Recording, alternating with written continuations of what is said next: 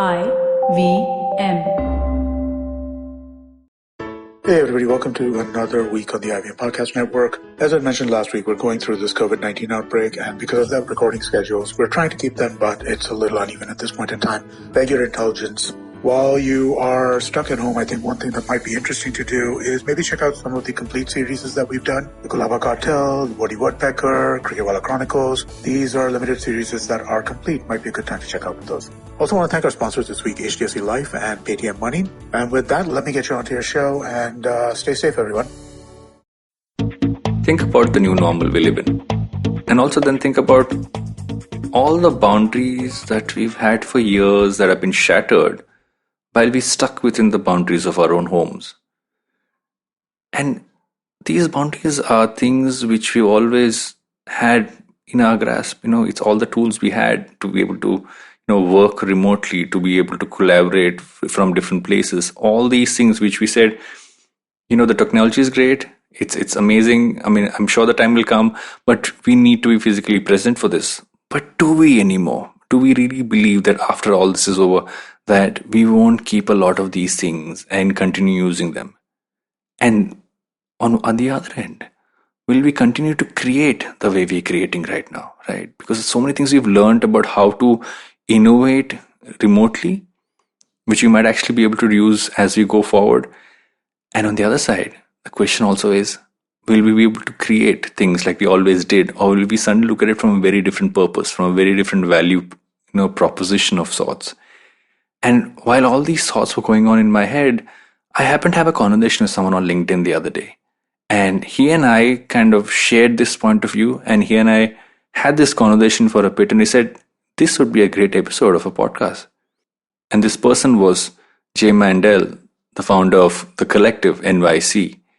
And I thought it'd be great to kind of get him on the podcast and talk about this from a wider lens, right? Talk about it from a global lens, talk about it from like not just an Indian sense, because in that way, one of the boundaries that has been shattered is that, that these country divides and these place divides that you had are relevant in the way we function.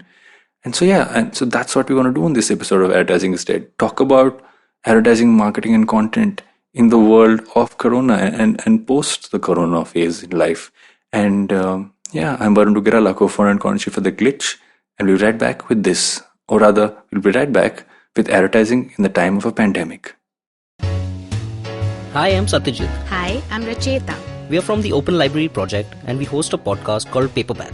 Paperback is a podcast where we engage with stalwarts and experts from various industries, suggesting non-fiction titles that contributed to their journey in a big way. We've had guests like Anjali Rana, Dr. Marcus Rani, Dr. Swati Lodha, Ambi Parmeswaran, Apurva Damani, and many more on our show Paperback. Find new episodes every Wednesday on IVM Podcast app, website, or wherever you listen to podcasts. So, we live in this world right now where things like advertising, marketing, and content have very different perspectives. I've got a very interesting LinkedIn conversation or other message from Jay, and I thought this will be an interesting way to kind of widen the scope of what we talk about on this podcast. So, first of all, welcome to the podcast. Thank you. And I know that I've had some technical difficulties in doing this, and I'm right now, as a random beep sound comes in, I'm trying to record this in my in a room which has closets. But I'm guessing the content will be good enough that people won't really mind any glitches in the sound. So let's start off by just so that people kind of get your background and what's gotten you to this point right now in life. I thought it'd be great for you to kind of start off with that. Sure. I have historically been a corporate guy. I've worked in global digital marketing for large companies, including MasterCard. And I've worked in the marketing capacity at IBM. And recently, about 2 years ago, I started my own firm called the Collective NYC, which was based on the premise that we're better together than we are apart. And I brought together a lot of friends and partners from the industry to help to solve some complicated problems in corporate America and across the marketing landscape. It turns out that the economy has been leading us to this place where we could do all the things that everyone seems to be doing during the coronavirus. And that was the premise. Yeah. Bring together the best people for a project with low infrastructure and low cost, and really try and solve it in a creative way. Another thing to say is that a lot of the people that I work with are have more experience than some people you may get in traditional capacities. A lot of us have worked for about 20 years. When you say one interesting thing which you just said, right? I think that's a great point to start with, is the fact that we couldn't have survived the way we are surviving, let's say even a decade before. I think that would have been impossible to get anything moving, anything working. Forget content creation. I don't even know how we would just kind of pass the day. Well, that's a very interesting thought. And one of my friends said that this pandemic is amplifying stupid.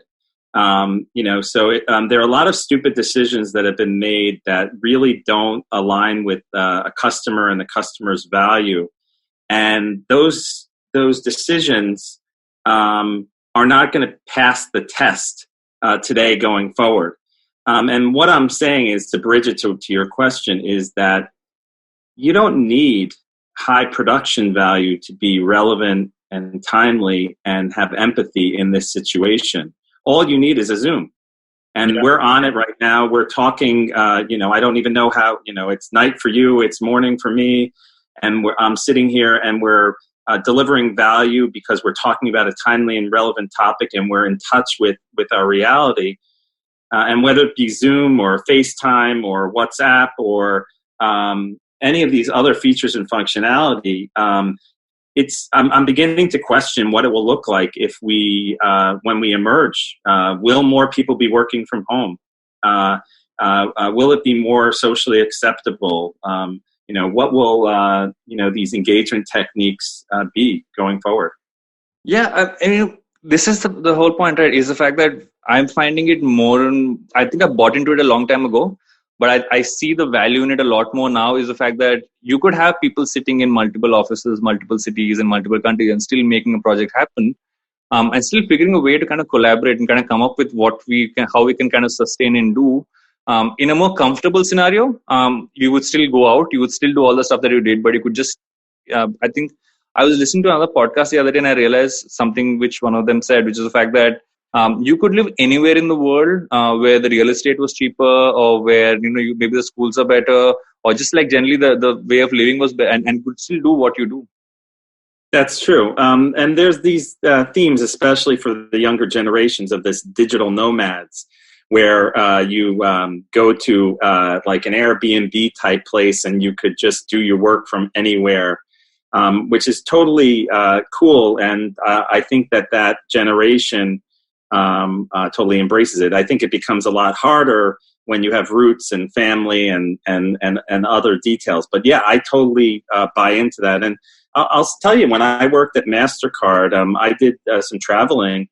But a lot of the relationships that I built were over web meetings and phone calls on a regular basis. And it's totally, we totally got results and built strong relationships while doing it. How have you seen the industry change in the States right now, especially the whole marketing and content side of things? Yeah, I became obsessed with monitoring responses to the coronavirus. And what I noticed is that companies are sending out messages that are tone deaf. Yeah. Some companies are doing some great things, but other companies are sending out messages that could be received from anyone. For example, wash your hands. I received a message from a dermatologist that I went to about 3 years ago. The dermatologist told me about all the measures that they're taking to clean their office and make things better for their patients. And I was thinking to myself, well, I haven't. I don't really care. Yeah, I really don't care. And by the way, in the middle of a pandemic, I'm not going to check for my yearly skin checkup. It's not. I didn't even do it this year, but.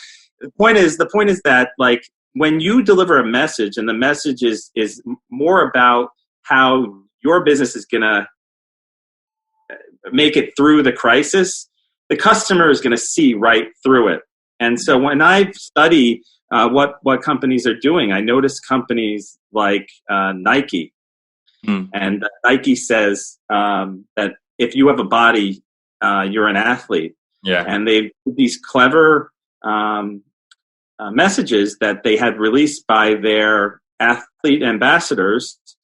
And those messages basically encourage people to work out inside through this time. Yeah. And I thought to myself, wow, how brilliant is that? Because you're sending a message, it's resonating with people. And I bet Nike's donating money and doing all those things, but people are sharing and caring about that message. And the measure of success for me in content is engagement. When people like what you have to say, they're going to engage and they're going to share. And I noticed that people were like, it was just like sprouting with Nike. Yeah. And so what I'm noticing also is that there are all these companies that came into the crisis with very little differentiation in what they do. And what they're resorting to in the crisis is, I'm going to make a donation, or I'm going to be good to my employees, or I'm going to do this or do that. Those are all good things. I want to encourage those things. Yeah. But from a brand and marketing perspective, they're not going to make a difference after the campaign, because what's going to happen is people are going to be like, which company was that donated the $600,000? Yeah. You know, and they're not going to remember. Yeah. So that's one example. And I think also what generally happens is, and this is where I think agencies become really important, right? Or whoever the partners for the brands are, to turn around and say, don't look at it as an opportunity to say something and kind of wait and say, like we had this conversation internally at Glitch, and we were like, what are the ways? And we said, either the brand has a reason to say something right now. Like if you're a brand that is, let's say, a hand sanitizer, you have a lot of things you should be saying because you're pretty much part of the solution. But if you're a brand which has nothing to do with it, can you add value in some other way? Right? Like people need to be entertained. They're sitting at home. So can you figure out a slightly less, find a slightly more, I don't know if sensitive is the right word, but find a decent way to entertain people. But don't seem opportunistic. And people remember when you're opportunistic. I think, like you said, people might not remember who donated, but they remember the people who try to be opportunistic during this time. Yeah, that's true. And I have a lot of sort of methodologies for thinking about this. And one of the ways that I think about it is around what I call the simple marketing promise. And the simple marketing promise is a very simple statement that you can ask yourself. This comes from Seth Godin, like the god of marketing. Yeah. And what we're talking about here is three questions, and I'm going to pull them up because I use this all the time, but I want to make sure that I get it perfectly right. The first question is, my product is for people who believe blank. The second question is, I will focus on people who want blank. And the third question is, I promise that engaging with what I make will help you get blank. And so that is very, very important because if you put the lens of the times we're in and you start to think, okay, what is the thing that I'm producing and how is it going to add value in this time? Yeah. It will really force you to come up with something that's timely and relevant. Yeah. I think it's also what's important is to kind of look at this from a cultural context, right? You're saying culturally, do you want to turn? You sometimes, and that's where it becomes a more global thing, right? So what you might be able to do in some countries, you might not be able to do in others. Like I saw this. Did you see the song that the guys in South Korea made? So there's a song. So there's a song in South Korea which the government made, which is something which became popular on TikTok. And which was basically about how to wash your hands. So the whole song was choreographed for all the moves. I heard something like that. Yeah, yes, yeah. 20 seconds. And that's great, right? You know your audience. You know they're consistently on that. You figured a way to give that message. that's a very interesting way to do, but that might not work in, let's say, I don't know, I mean, pick any other country. I find very few countries where that might actually work.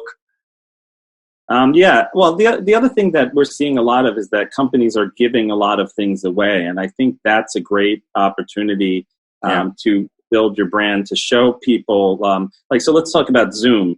We're on Zoom. The reason why we're on Zoom is because it works better than any other webinar tool. Zoom is known as the company that people were talking about because it just worked better in corporate circles. But now my children are on Zoom.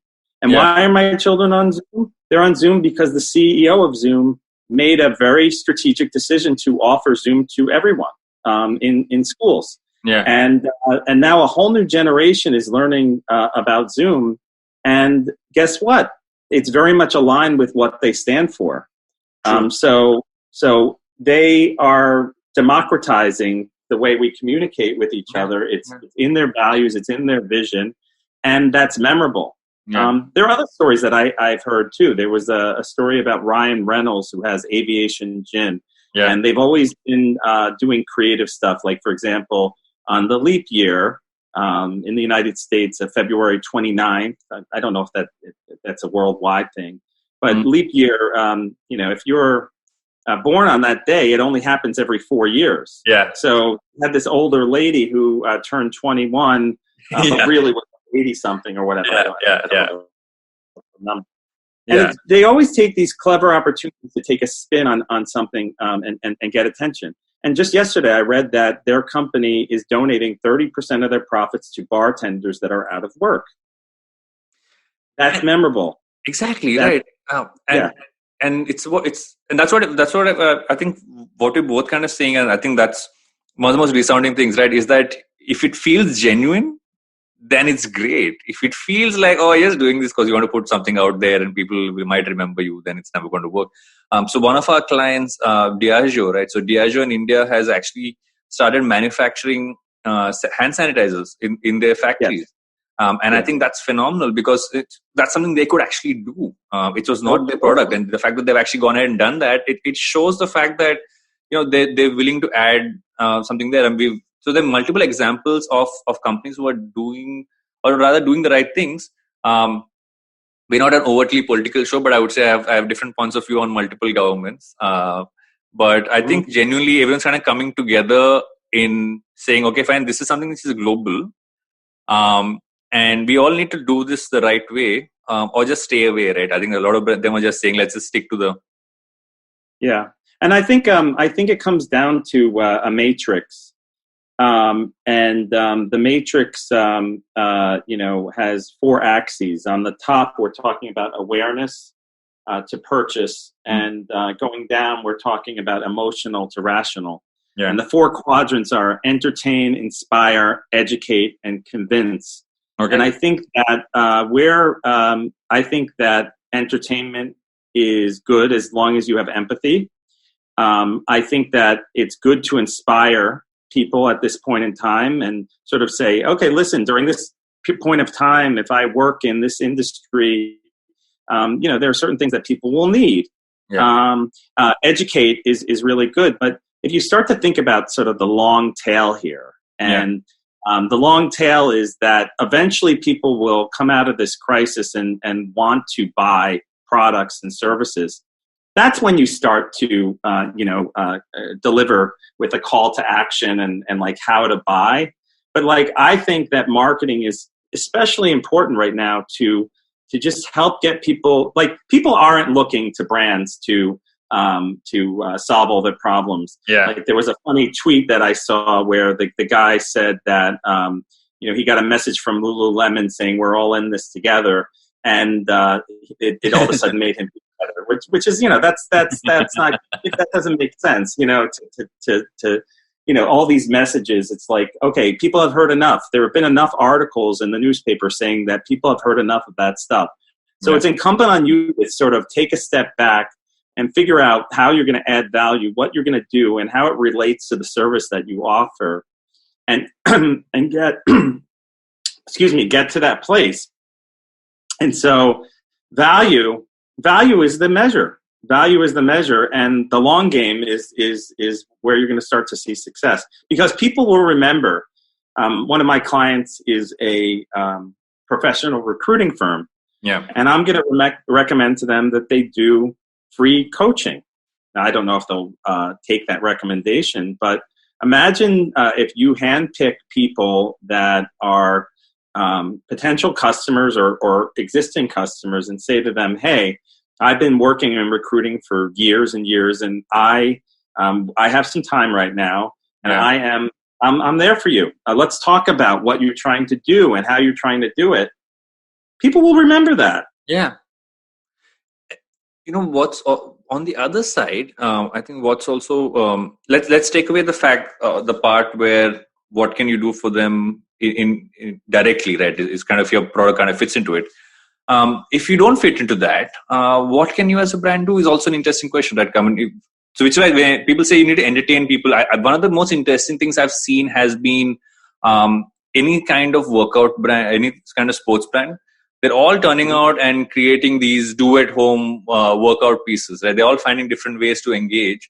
And I think we're breeding a little too much of that, but I'm enjoying it because I've been trying to find one to do at home. Oh, there are plenty of free things that you can try now that you would have never been able to try. But I'll tell you something. I do Bikram yoga. And Bikram yoga is not something we should be doing right now. The studio is closed. And so now all the teachers are independently going off and saying, I'm going to do Zoom Bikram yoga.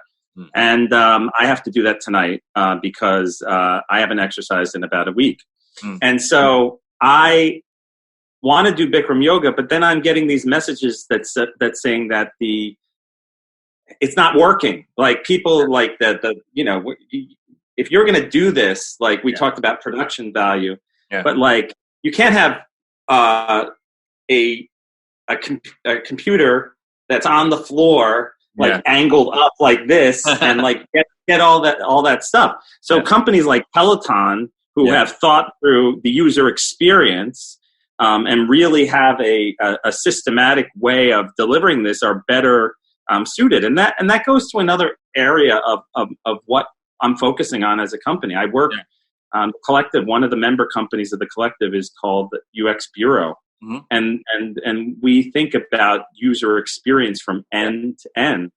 And what happens at home, which is off the screen, is as much as a part of the user experience as anything. So if you think about, oh my God, I'm doing yoga, but I'm going to bump into my kitchen table, and I need it to be hot, but it's not hot, and I can't see the instructor or hear the instructor. These are things that will have to be worked out. The other thing is like schooling. Like, think about all the things that are happening with schooling. My children are on Google Classroom right now and using it, and my girlfriend is an assistant principal, and she's been experiencing, and I've been experiencing, just how complicated it is for people that aren't as technically savvy to embrace and understand the things that you and I have been understanding for years. But there's my question: how are your kids finding it? Because I think that's the most interesting part. They're in the age of where they get it. So it's pretty easy for them. My son has a morning meeting with his teacher, and he's participating. And my son, I was so proud of him. The other day, he initiated a virtual play date, and it was on Zoom, and 20 people joined. And he was figuring out how to mute certain people at certain times, and he was figuring out how to raise hands. And so that came naturally to him. But different generations are not going to realize that. So one of the things that I thought about, and I just posted on LinkedIn about this the other day, is that back in 2010, Jeremiah Owang from the Altimeter Group at the time, a leading analyst, came up with this hub and spoke model. And we've talked about that for years in social media. But what I'm seeing is that when I was at MasterCard, we had this global digital team. And the global digital team was about selecting platforms and coming up with governance and coming up with rules and helping the people around the world to embrace these new ideas and technologies. What happened was that we played a very critical role. And what I'm noticing now is that a lot of people that are on the front lines are also selecting their platforms. They're also setting up sort of their, and it's sort of a free-for-all. So I think when we come out of this, if we come out of it and we start to say, okay, good experiment, this was great. I'm going to take a step back. Yeah. Actually, to be truthful, my son led the call, and there were a few people that weren't behaving as in the right way for the school. Yeah. And so a parent wrote me, and they said, "Hey, Jay, I noticed a bunch of things. I think we should do more supervision. I think we should do this. I think we should do that." And I wrote back. I said, "Listen, this was the first attempt at this. Maybe next time, what we'll do is instead of having everyone on the call, we'll have a topic, and maybe we'll have just a few people." And maybe we'll have rules of engagement that says who could talk when. And maybe we'll have a meeting leader. That's called governance. And that's really important. And that's interesting from a work point of view as well, right? Because what most people always thought is that if you have someone work from home, how are you going to make sure they're working? What if they're slacking off, etc.? But I think most people, also because they don't have the option of leaving home, have been pretty have been quite into it, and I think more into it and more productive than they would have been, let's say, if they weren't at home, maybe in the office, right? You don't have those moments where you can kind of go and just kind of blow steam off. You're literally at home all the time. Yeah, there's no shortage of advice that people are giving. But at the end of the day, I agree. If you have a lot of work to do and you're a motivated person, you're going to be more productive in many ways just because I'd rather be more productive than, sit at home. I'd rather be more productive than eat. I mean, everyone's going and eating so much right now. Yeah. But yeah, this time is it's all about trust. And in general, I want to believe that the people in our society are going to do what's best. Yeah. But we're also seeing that there are plenty of players in there that are trying to take advantage of the situation. There's fraud. There's all these types of things. But if you're a good judge of character when you hire your team and you trust them, you're going to get more out of them, and it will feel better for everyone. So I think we're going to take a lot of things that we've learned from this time, and I think those things are going to stay, right? I think a lot of people are going to turn around and say, maybe one day a week I can actually work from home. That 4-day work week, which people have spoken about for years, might actually happen. You never know. You never know. I as my own boss. If I feel like working at 8:00 at night, I do. I schedule around picking up my children or taking them to school. It works for me, and command and control doesn't seem to work for a lot of people. And this whole idea of showing up and clocking in and clocking out. That's why I'm not working in that way. Right now. I want to work for someone that I trust. I want to work for someone that trusts me. And there are many corporations that have embraced that and are doing great, Also kind of segueing a little bit, let me understand how your company kind of works. I mean, you mentioned multiple parts to it. If you had to break that down, what all does the collective involve? Yeah, the collective involves three things. One is helping brands around telling their story and telling it in a meaningful way along the lines of all the things we talked about today. Yeah. The other part of the collective is I work with companies, and I have a very strong relationship with a company called Rebel Mouse. And Rebel Mouse was started by Andrea Brianna, who was at Huffington Post as the CTO. Yeah. And it's a technology that enables people to create content that actually spreads without paid media based on the technology and the way it's built. Yeah. And I work to help people to sort of realize and I evangelize for Rebel Mouse. Okay. And the third part is the UX Bureau. And the UX Bureau is really at the center of everything we do. So whether it's me doing the consulting on brand and story, or Rebel Mouse implementation, or one of our other partners. What we realized at UX Bureau is it's not about the outputs of the strategy. Let's call it the roadmap. Let's call it the prototypes, minimum viable product. Those are all important. But what the UX Bureau does best is going into large companies and helping them to get out of their own way. Yeah. So we take a look at all the siloed functions that have different marching orders and are sort of looking at things this way, and we start to ask questions. And when we ask those questions, sometimes what we find is that we'll say, what are the steps in the process to do this? And we'll ask 6 people that are in the process, and all of them will have different answers. Yeah. And realize that no one was incentivized to streamline that process. And that's streamlining. Because you have almost blinders like of horses I've had, and then so that keeps you away from looking at the wider picture. Yeah. Exactly. So we realize that, and what we do is we break down barriers within companies because and this is something I've been struggling with for my whole. When I went to grad school, the first debate that we talked about was strategy and tactics. Yeah. And we asked the question, why can't there be an integrated digital marketing agency that does it all? And then you realize, well, that the corporations are organized in a way that wouldn't embrace that, because there's the media department, there's the digital department, there's all these different things. And so what UX Bureau is trying to do is really to shift the way we think about things to think about the outcome and create a roadmap to deliver that outcome, but also not create the prototype and then leave.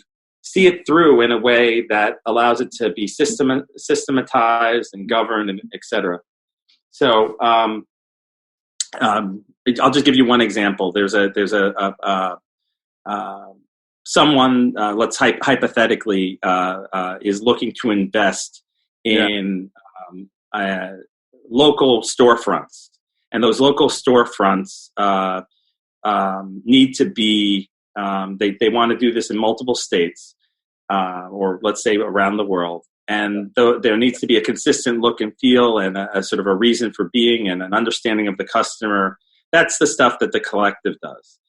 Then the goal is to have e-commerce. But when you're buying up all these local stores, they all have different e-commerce systems. Mm-hmm. So how would those things come together to create an e-commerce system online, something for the employees to access, and something for in-store? That is a tremendous spider web that needs user experience design. And, and then there might be other ways to connect it all. But the vision is that we bring in the right experts to do an end-to-end digital transformation.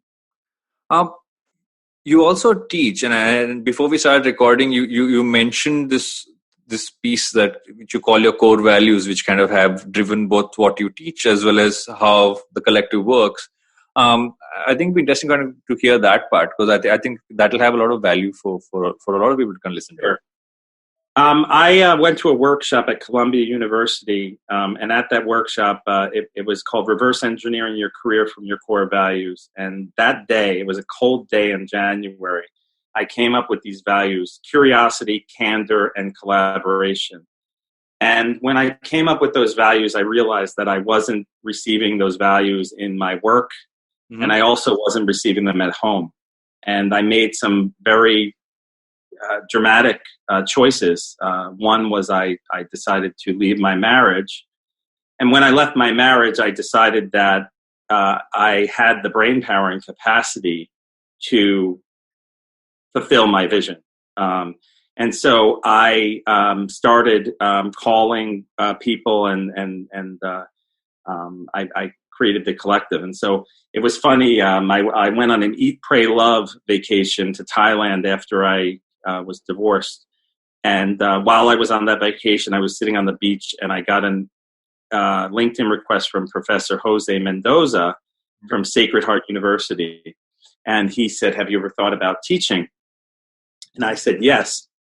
And I thought about it on the beach while I was drinking a coconut, and I realized I can do this. And that decision has really made an impact in my career. And so I'll just tell you one quick story of a student.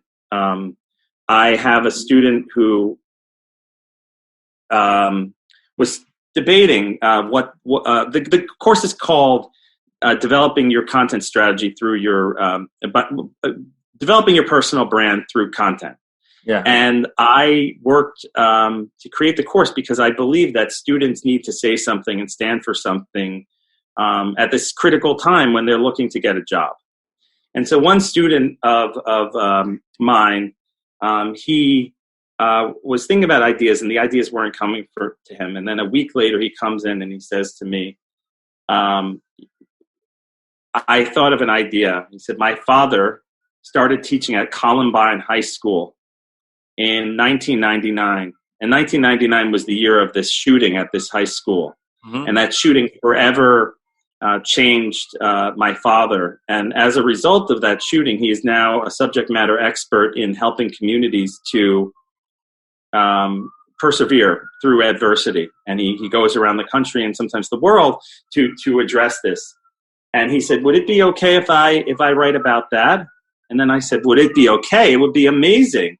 I mean, because that is a very much a part of your life. You were, born and you went to school there. And it was very much a part of, his, like it or not, coronavirus is going to be a part of our lives. Yeah. That was a part of your life. So do it. Yeah. And the output that he wrote about was tremendous. It was personal. It was compelling. It was interesting. And it also added value. And he said to me, I really don't see this as marketing because it's actually valuable. And I'm like, wow, that's so interesting that you think that marketing may not be valuable. But guess what? Marketing is shifting. And this is what we talked about in the beginning. Yeah. The shift that's happening is that people are looking for companies and individuals that stand for something and have empathy in this time of need. And who better to have empathy than someone who lived through it? And so, and then, that student actually is going to be working with me on an independent study to take some of the ideas that he put forth in that original class and work on his capstone project. Yeah. And that's what we're talking about here. We are all individuals. There's a reason why you're doing what you're doing right now. It's because after the recession, you decided to go off with your friend and start something. Yeah. You created something that you're very comfortable doing. I mean, this comes easy to you to have this conversation, but it doesn't come easy to everyone. And so in life, isn't it great to be able to sort of make those decisions and see where we're going to go with that vision? They say that if you don't have a vision, you can't measure who you are now or where you're going. Yeah. So creating a core value exercise and sort of creating content and really laddering up to that's as they say at MasterCard, priceless. Yeah.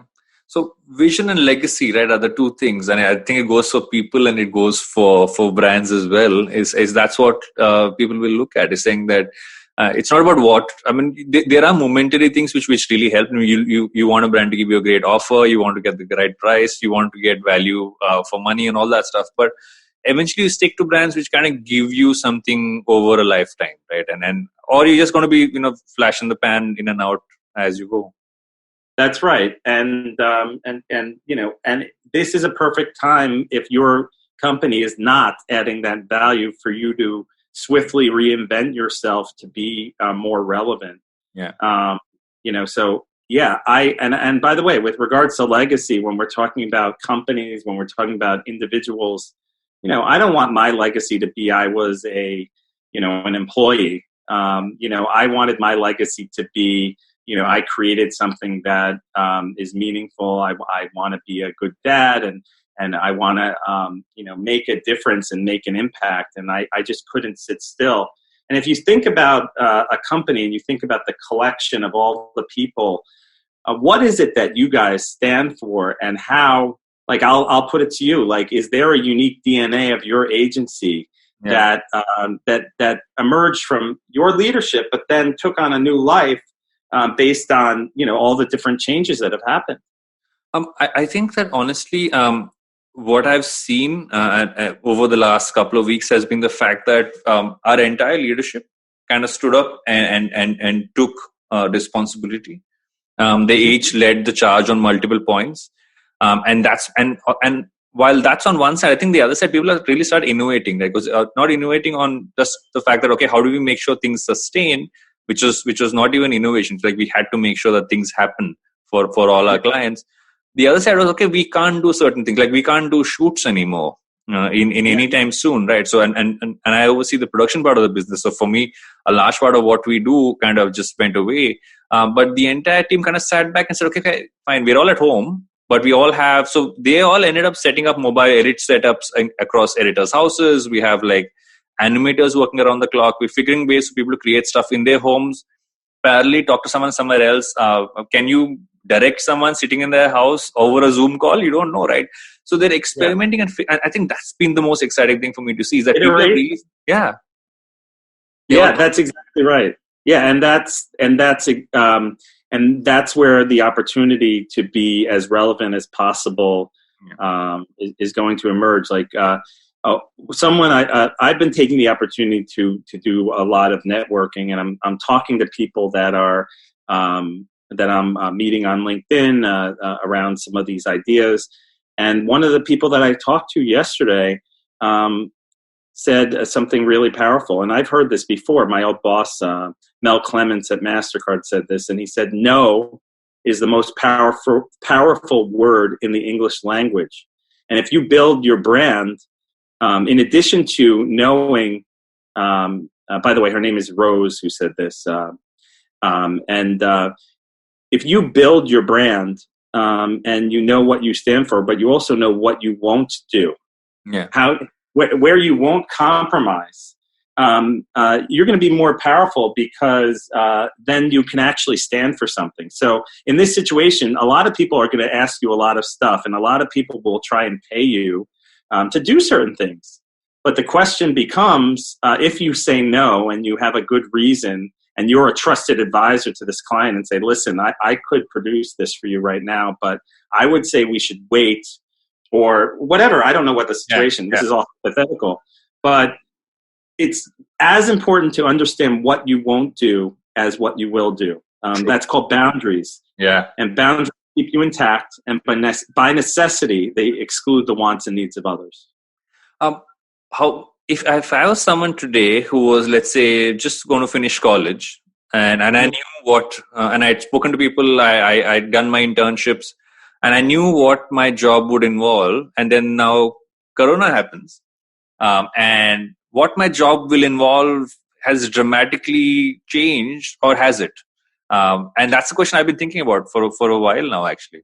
If you want to be in a career that involves being on autopilot, what you're going to do is you're going to go on the job boards and blindly apply to any job, and then someone will hire you, and it may or may not be what you want, and you're going to go for it, and you're going to just let other people control your destiny. If you take the time, and by the way, this is something that I will offer anyone who listens to this podcast. If you want to speak to me and start to think about your core values and what you stand for, I can provide you resources to do that. But really, take a stand and say, listen, this is my life, and this is what I like to do, and this is what I stand for. And when you seek that out, like I'm talking to you right now because I was curious. Yeah. And also because I was confident. I believed that in that I had something to say. And I just sought out this idea that I can spread this message, and that's great. But I think what I would say to students that are graduating is, don't let someone else, or don't let the system control you. Think about what it is that makes you wake up in the morning and build your career and your life around it. So true. And but do you think they'll need different skill sets? Do you think the skill set requirement to work in marketing will change after this, or do you think that's not really going to change?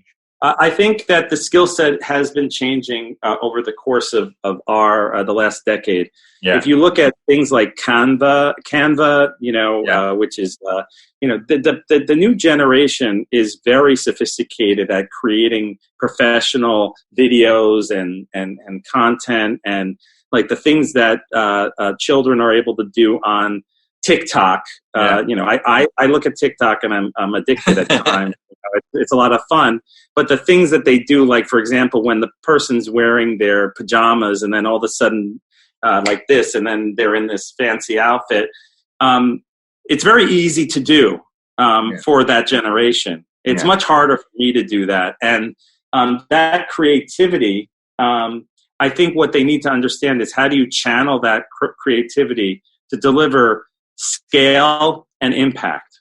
Yeah. So, if you deliver impact without scale, you're nothing. If you deliver scale without impact, you're nothing as well. So if you have this boring message and you get a lot of paid media,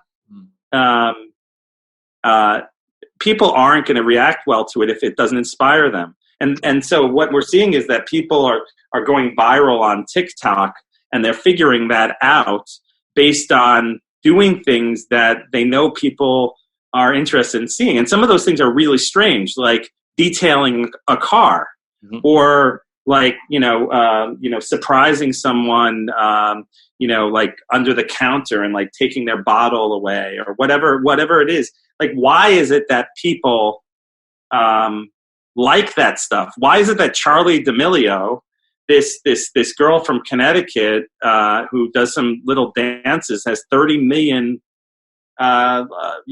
followers? It's hard to explain, but the younger generation understands that more than we do. And so if you sort of, the thing that I would say is that, listen, don't get distracted by tactics. Yeah. You have your skills and you have what comes to you naturally. But if you take that and then you apply it through the lens of like, who is our audience? What is our message? How are we going to deliver that message?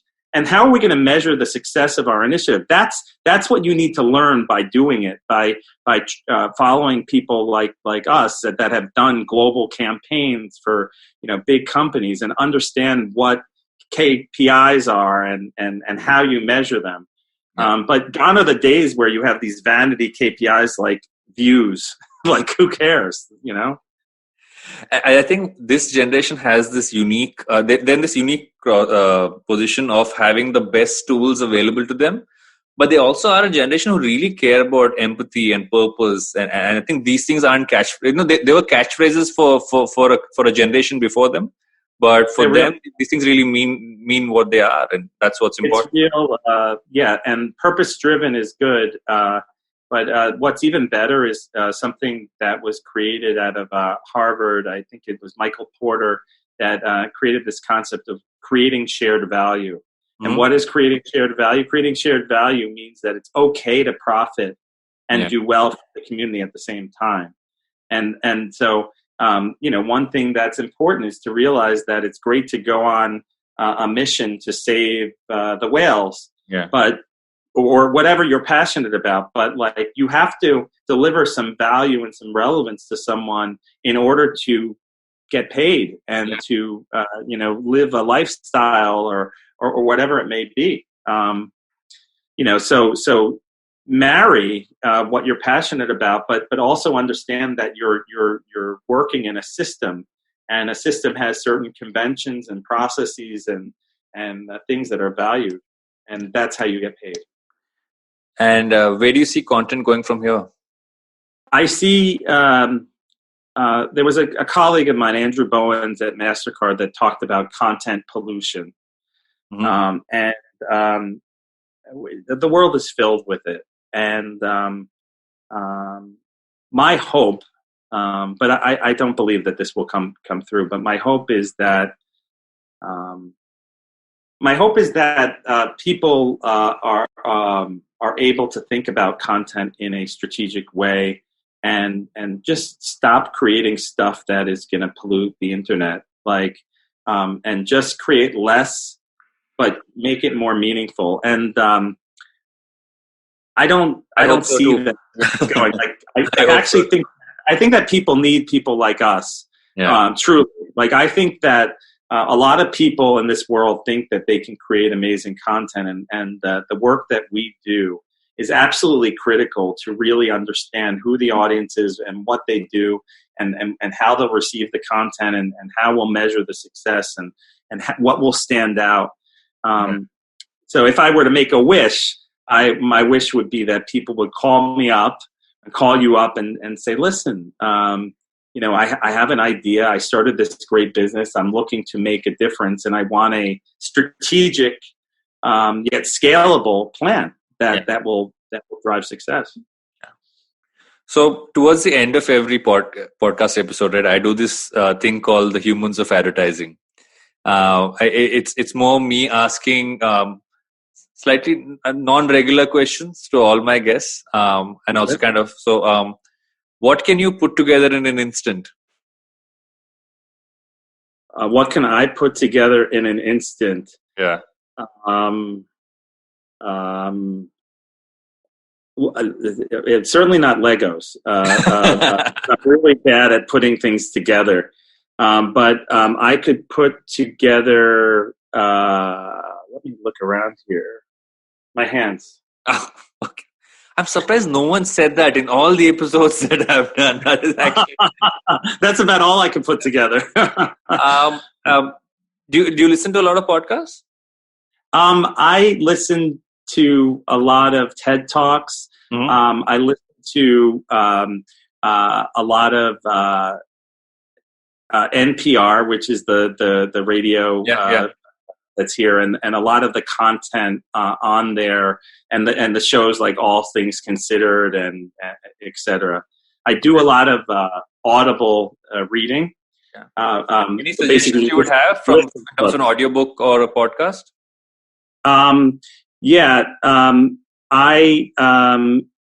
Range is the latest book that I have been listening to, and that book talks about the fact that generalists in this world have gotten a bad rap, and that in many ways we're very too much specialized. So, for example, you can make a joke that I'm going to see a left ear specialist, and there might be a left ear specialist doctor, but when you think about the left ear, you might be missing out the fact that the left ear is connected to the nose and the right ear, and you might be missing out on the whole point. So it basically, tells stories of how you should think about your problem in a more general way. And yes, specialists can come in, like for example, user experience specialists can come in and implement the stuff.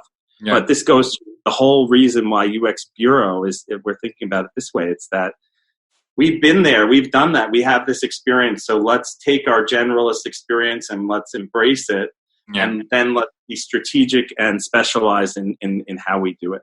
So range is the name of the book. Yeah, I think his name is David Epstein, the author. Okay. And the other thing is Atomic Habits, which is really great. And Atomic Habits as a book, and he also has podcasts as well. And in that book, he talks about 3 circles. And at the circle, the center of the circle is identity. Mm-hmm. The next circle is process. And then the following circle is outcome. And what he suggests, which is very important for everything that we just discussed, is that if you start your thinking around identity of yourself or the person you're targeting, you're more likely to have a habit that sticks. So if I decided to be a vegetarian based on seeing Netflix and Game Changers, which is this very popular movie,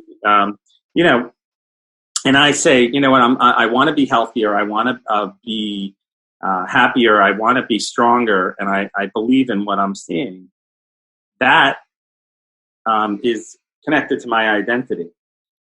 The next thing is process. Like, what is the thing that I'm going to do to maintain that? And then the outcome is losing weight. But if you did if the opposite way says my goal is to lose weight, that's not a good way to lose weight. And why will advertising not die? Why will advertising not die?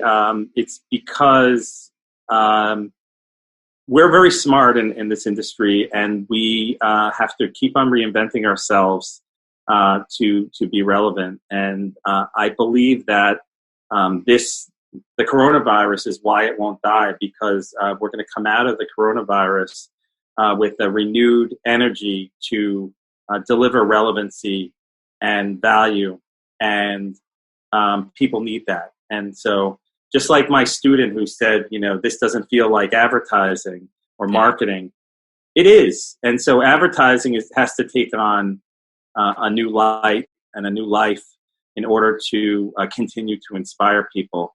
And, increasingly people will see through the stuff that doesn't work. And if the stuff stops working, then people will have no choice but to do some of the things that you and I have been talking about for decades. Thank you so much for doing this. This has been a lot of this. I think this has been one of those sessions which is just right for the time we're in right now and for the times to come. Thank you so much. And thank you for having me. I really appreciate it, and look forward to staying in touch and seeing where this all goes. For sure. And that's it for this episode of Advertising is Dead. Hi, my name is Anupam Gupta. I'm B50 on Twitter. I am the host of Paisa Vaisa, the show that talks money. On my show, I speak to experts from every field of money and finance, from stock markets, equities, debt funds, credit cards, life insurance, every possible area of money and finance that you can think of. We even did an episode on cryptocurrency. I've got fantastic guests from mutual funds to personal finance experts everywhere. Robo-advisory, startups, just name it, we've got it. At Paisa Vaisa, we help you make smart decisions about money. You work hard for money. Now make your money work hard for you. New episodes out every Monday, and you can listen to my show on the IVM Podcast app or any other podcasting app that you have. Paisa Vaisa is brought to you by Paytm Money. Hi guys, this is Ayushi. And I am Ritasha. And welcome to Agla Station Adulthood. It's a fun podcast we've got going on, and we'd love for you to tune in and enjoy with us. Join us as we stop at various stations and discuss different topics that seem to be bothering us, and hopefully you as well. Relationships, beauty, just being an adult, lots of different things. We don't have a great grip on it, but we've done okay so far. Catch Agla Station Adulthood every Thursday on the IVM app, the IVM website, or wherever else you get your podcasts.